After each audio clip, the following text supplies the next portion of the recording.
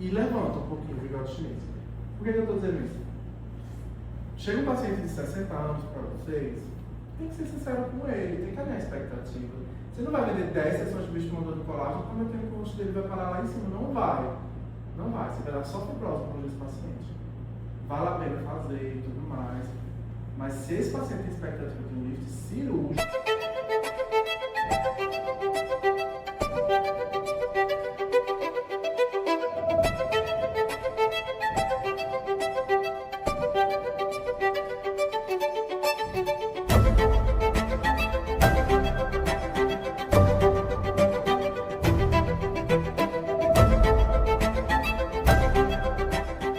provavelmente uma hialuronidase, e isso vai ser resolvido de forma muito mais precoce.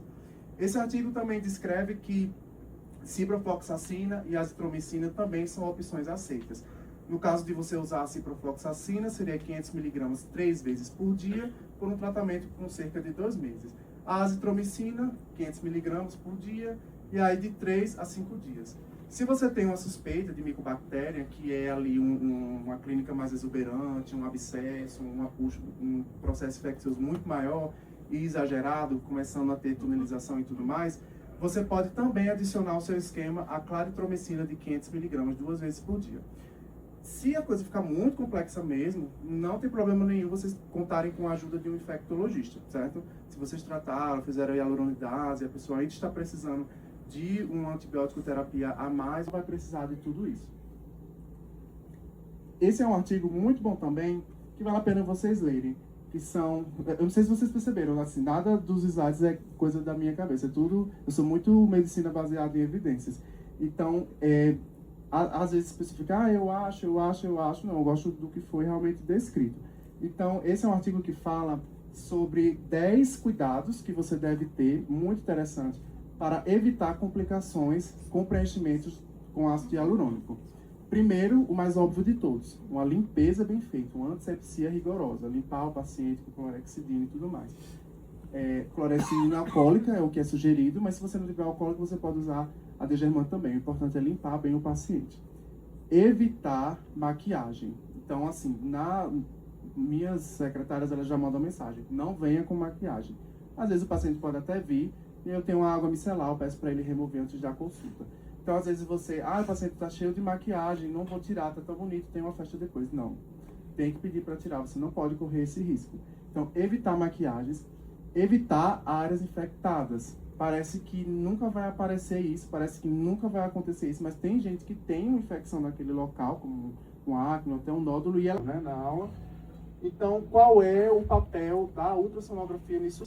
Então, esse abscesso que teve essa resolução, ele passou por 30 dias de tratamento. E no artigo ele descreve que a possível complicação que foi descrita foi provavelmente pelo uso de algum produto manipulado previamente, justamente isso que a gente estava conversando. Ou um produto que foi reutilizado, ou ainda por falta de... Gente, são 6 horas da manhã agora, no momento que eu estou gravando esse vídeo. Estou acordado desde as 4 da manhã e eu estava aqui na estrada lembrando do momento em que eu comecei a entrar nessa área, 2022, na área da estética, procedimentos e tudo mais. E eu morava em João Pessoa.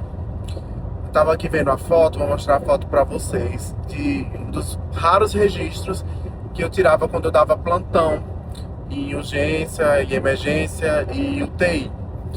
E nesse momento eu não estava muito satisfeito com o rumo que a minha vida estava tomando. Eu morava em João Pessoa. Eu me mudei de João Pessoa, larguei tudo, larguei todos os vínculos que eu tinha lá e vim para o Ceará, que é onde eu moro atualmente, para começar a tentar um novo momento na minha vida. E nesse momento, uma das pessoas que foram assim um grande pilar, ela não me conhecia, eu não a conhecia, mas uma das pessoas que nesse momento foi um grande pilar para mim, uma grande inspiração, foi a doutora Patrícia Leite, cirurgiã plástica, uma das médicas mais importantes do país. E eu estudava muito pelos conteúdos dela, pelos livros dela, pelas plataformas dela. Então, isso para mim foi muito significativo, foi algo que eu me apeguei muito, pensando, vai dar certo, vai dar certo, vai dar certo. Eu vou tentar até conseguir, até dar certo. E o tempo foi passando. Em 2024, eu ganhei um prêmio nacional em São Paulo, relacionado a um caso que eu já mostrei aqui para vocês. Foi um prêmio de melhor caso do Brasil e ela me entregou. E aquilo para mim foi extremamente significativo. Eu fiquei muito feliz. E agora, em 2026, eu estou sendo monitor para ela. E olha só que coisa, uma das pessoas que mais me inspirou em um momento que eu precisava muito, hoje me convidou para ser professor na pós-graduação dela. Então eu estou aqui me locomovendo para Belo Horizonte justamente para fazer esse momento tão incrível de ser professor na pós-graduação dela. Então, uma das pessoas que mais me inspirou naquele momento hoje me reconhece de alguma forma. Então, isso é muito especial. E por que eu estou falando tudo isso com vocês? Porque às vezes a gente se encontra em momentos em que as coisas parecem muito impossíveis e inalcançáveis. E nesse momento que eu estava ali em João Pessoa, eu ouvi algumas pessoas dizendo: Nossa, isso não tem como dar certo. Você vai deixar aqui que tá certo, que tá garantido para tentar algo que você não sabe nem para onde vai. Então imagina se eu tivesse ouvido essas pessoas. Eu não teria minha clínica e não estaria onde eu estou hoje. Então às vezes a gente precisa ter confiança e saber que se a gente tem a mentalidade de que nós vamos chegar naquele lugar, a gente não pode deixar ninguém atrapalhar a gente.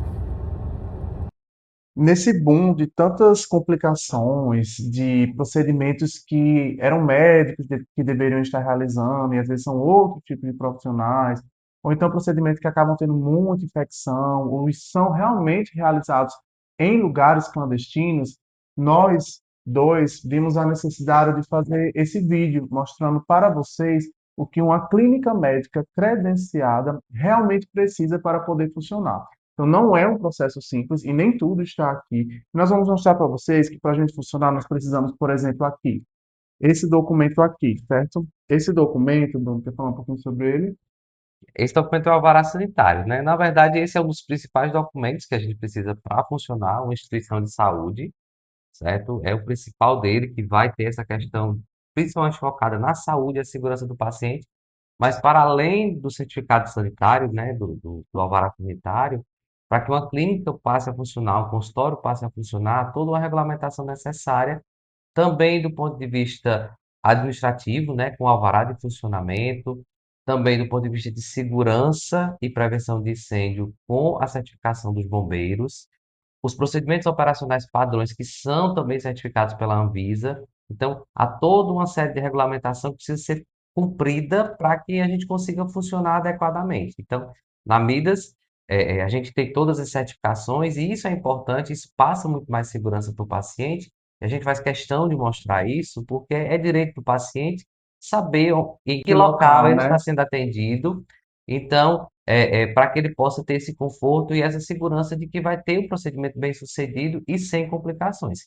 E esse é o principal fator de você procurar uma clínica credenciada, uma clínica bem regulamentada, é para que você não adquira um problema que você não tem. Então, gente, olha só, ano aqui, 2026, como eu mostrei para vocês. Então, não é só sobre adquirir esse documento e esquecer. A gente renova todo ano. E, é um papel que aparece. Não. Para conseguir um papel, uma liberação dessa, nós passamos por um grande crivo de todos os órgãos que nos regulamentam. Então, por exemplo, essa clínica médica, ela é inscrita e vinculada ao CRM, que é o Conselho Regional de Medicina. Então, o CRM veio aqui, avaliou, validou, olhou como tudo está e disse, não, está ok, tudo bem para funcionar. Além de tudo isso, eu mesmo também sou muito chato com questão de organização. Então, eu sempre olho se o produto está perto de vencer, se tem algum produto vencido, eu removo. E nem todo lugar faz isso. Eu também sou extremamente chato com questão de limpeza, organização, porque a gente tem que ser. Nós estamos falando de vidas, nós estamos falando de procedimentos minimamente invasivos, que a gente faz ali a aplicação de um produto dentro do paciente. Então, aqui precisa ser um lugar extremamente limpo, organizado, com alvará de funcionamento. Aqui a gente tem o alvará de funcionamento também, essa certificação, como vocês podem ver. Então, para conseguir o alvará de funcionamento, existe todo um crivo que a própria prefeitura, a vigilância sanitária, eles em conjunto organizam. o corpo de bombeiros, então nós temos extintor, temos tudo organizado, eu tenho carrinho de parada, eu tenho tudo. Por quê? Porque quando o paciente vem aqui, confia em mim, não é só sobre ir ali na minha sala de procedimento e realizar um procedimento. Existe todo um processo para isso, um processo de limpeza, de organização, um processo de certificação e validação. E, além disso, a gente também tem isso aqui, que é algo até extra, né? Você não precisa disso aqui para funcionar, que é o selo diamante do Sebrae. Então, além de tudo isso, a gente ainda foi atrás de nos tornarmos uma clínica de excelência, porque nós fomos eleitas pelo Sebrae, fomos eleitos pelo Sebrae como uma das 20 melhores clínicas em questão de organização e gestão do estado do Ceará. Então, apesar da gente estar aqui, né, em Poeiras, como algumas pessoas até menosprezam, nós temos uma grande preocupação de prestar um serviço de qualidade. E com isso, o que eu queria dizer é, o lugar que às vezes você se propõe a realizar um procedimento e tudo mais, ele tem tudo isso, ele realmente consegue te proporcionar essa preocupação com segurança, essa validação de órgãos regulamentadores. Então, isso justifica também a nossa preocupação da segurança sua, né? Segurança dos pacientes que confiam em nós, não é, Bruno? É verdade. Então, assim, para além das certificações, como você colocou, o selo de diamante do Sebrae, né, o selo Sebrae de qualidade, ele tem também um processo, né, um processo longo, um processo que dura alguns meses, vai de abril a outubro, e nele são avaliados todos os critérios da ISO 9001. Então, assim, além de outros, né? Então, são critérios bem rigorosos, critérios que são focados no próprio negócio, que é aí no caso da saúde, e também a validação do CRM. Então, o próprio CNPJ, a própria clínica tem uma inscrição do CRM. Além do médico ter a inscrição do CRM, o nosso CNPJ tem essa inscrição para que tenha o atestado do próprio conselho de que é uma instituição de saúde adequada, de que é uma instituição de saúde que segue os critérios éticos profissionais que são regulamentados pelo CRM. Então, gente, olha só, a gente está falando de algo muito sério aqui. Quando a gente vai realizar um produto injetável, existe uma agulha. E essa agulha eu coloco em um paciente, eu descarto, e aqui, inclusive, uma coisa para falar, que é a questão do descarte do lixo, que também é Weighing down on my mind, it's a natural disaster. Was it all on the line? Only 10 with the wind blew. For you, for you. Only ever cared for you, for you, for you.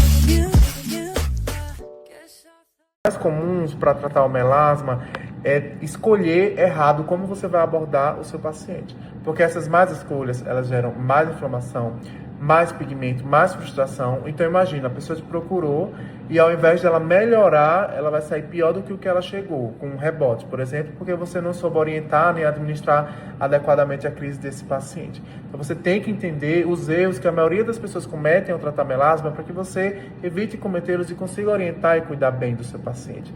Então, irritar demais, usar ácido de forma excessiva, inflamar muito esse melanócito, piora a pigmentação. Exagerar no ácido, esse ácido em excesso, ele pode destruir a barreira e causar irritação e até um rebote.